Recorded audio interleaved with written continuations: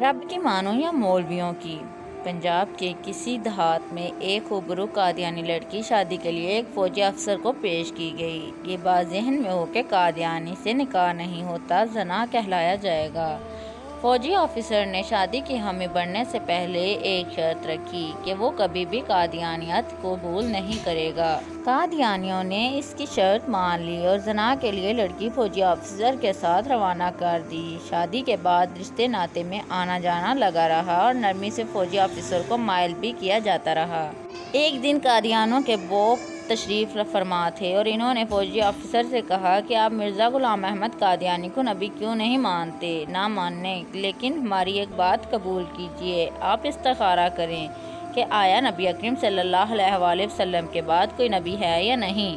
مرزا غلام احمد قادیانی سچا نبی ہے یا نہیں؟ فوجی کو زہر پلایا جا رہا تھا مگر اسے پیتے ہوئے احساس تک نہیں ہوا کہ وہ زہر کا پیالہ چڑھا چکا ہے۔ اس نے استخارہ کرنے کی حامی بھر لی۔ رات کو استخارہ کیا تو خواب میں نظر آیا کہ مرزا غلام احمد قادیانی نبی بنا ہوا ہے اور اس کے آس پاس لوگ جمع ہیں۔ صبح اٹھ کر تو اپنے کیے ہوئے استخارے کے مطابق قادیانیوں پر ایمان لے آیا۔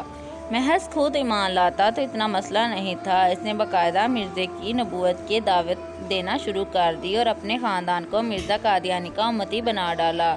سارے علماء بے بس تھے۔ جو عالم اسے دعوت دیتا تو وہ کہتا میں نے کسی قادیانی کی دعوت پہ مرزے کو نبی نہیں مانا، میں نے باقاعدہ استخارہ کیا ہے اور استخارے میں مجھے قادیانی بطور نبی دکھایا گیا ہے، مجھے خود خواب دیکھنے کا موقع ملا ہے۔ جب کوئی بھی عالم دین اسے دلیل سے مطمئن نہ کر سکا تو وہ تنگ آ کر علماء سے ملنا چھوڑ گیا۔ بالآخر چناب نگر کے جلسے میں مولانا یوسف لدھیانی شہید تشریف لائے۔ ان کا شوہرہ تھا۔ یہ فوجی افسر اس عزم سے ملنے کو تیار ہو گیا کہ ان کے بڑے مولویوں کو بھی دیکھ لیتے ہیں۔ مولانا سے جب فوجی افسر نے اپنا قصہ بیان کیا، وہ کسی کی دعوت یا کسی لالچ میں قادیانی نہیں ہوا بلکہ وہ خود دیکھا ہے، دلیل سے متاثر ہو کر قادیانی ہوا ہے۔ استخارہ اللہ سے مشورہ ہے، میں نے رب کے ساتھ مشورہ کیا جس کا حکم اسلام میں ہے تو اللہ نے مجھے مرزا قادیانی کو نبی دکھا دیا۔ اب میں اللہ کی مانوں یا مولویوں کی؟ جو اللہ نے مجھے خود خواب میں دکھایا وہ چھوڑ کر مولویوں کی کیسے مان لوں؟ خانو شہید نے اس کا ہاتھ تھاما اور گویا زبان حال سے کہا فی الحال رب کی نہ مان، اس درویش مولوی کی مان کہ مولوی ہی بتائے گا اصلی رب کیا کہاں ہے۔ مولانا گویا ہوئے اور کہا جب تم نبی اکرم صلی اللہ علیہ وآلہ وسلم کی ذات میں شک سے گزرے تو مسلمان ہی نہیں رہے۔ اگر تمہیں یقین کامل ہوتا کہ نبی اکرم صلی اللہ علیہ وآلہ وسلم کی ذات ہی آخری نبی ہے اور کوئی نبی آ ہی نہیں سکتا تو استخارے کے لیے ہرگز تیار نہ ہوتے۔ جب تم نے استخارے کی ٹھان لی تو گویا تمہیں شک ہوا کہ سید الابرار صلی اللہ علیہ وآلہ وسلم آخری نبی ہیں بھی یا نہیں۔ جب نبی اکرم صلی اللہ علیہ وآلہ وسلم کی ذات کے حوالے سے تم شک سے گزرے تو کافر ہو گئے۔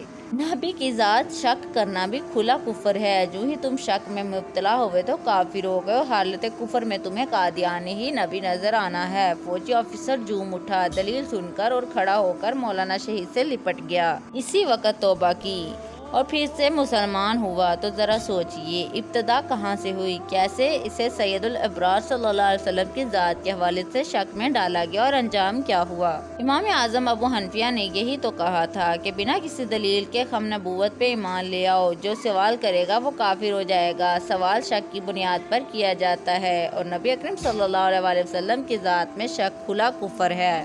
ایک اور واقعہ یوں بیان کیا جاتا ہے کہ کچھ دن پہلے ایک محفل میں بیٹھے تھے، قادیانیوں کا ذکر چلا تو ایک صاحب بڑے فخر سے بولے کہ میرا ایک قادیانی سے 40 سال سے تعلق ہے لیکن اس نے تو مجھے کبھی گمراہ کرنے کی کوشش نہیں کی۔ وہاں ایک بزرگ بھی بیٹھے تھے، انہوں نے کہا کہ قادیانی ہو اور کسی مسلمان کا ایمان نہ لوٹے، ایسا ممکن نہیں۔ قادیانیوں کی دشمنی حضور صلی اللہ علیہ وآلہ وسلم سے ہے اور ان کے امتیوں سے ہے۔ قادیانی کی کوشش ہوتی ہے کہ وہ اپنے ساتھ بیٹھنے والے مسلمان کا ایمان خرید لیں، اگر ایسا نہ ہو تو وہ بھی کوشش میں رہتا ہے کہ یہ مسلمان نہ رہے۔ اس سے پوچھا کہ قادیانی نے کبھی کوئی سوال کیا تو کہنے لگا بہت سال پہلے ایک سوال کیا تھا لیکن اس کا جواب نہ دے سکا۔ جب اس سے پوچھا کہ سوال کیا تھا تو وہ بولا کہ قادیانی نے مجھے کہا کہ حضرت عیسیٰ علیہ السلام تو تمہارے عقیدے کے مطابق آسمان پر حیات ہیں اور نبی اکرم صلی اللہ علیہ وسلم دنیا سے پردہ فرما گئے ہیں، تو مجھے بتاؤ کہ غیر افضل نبی اوپر ہے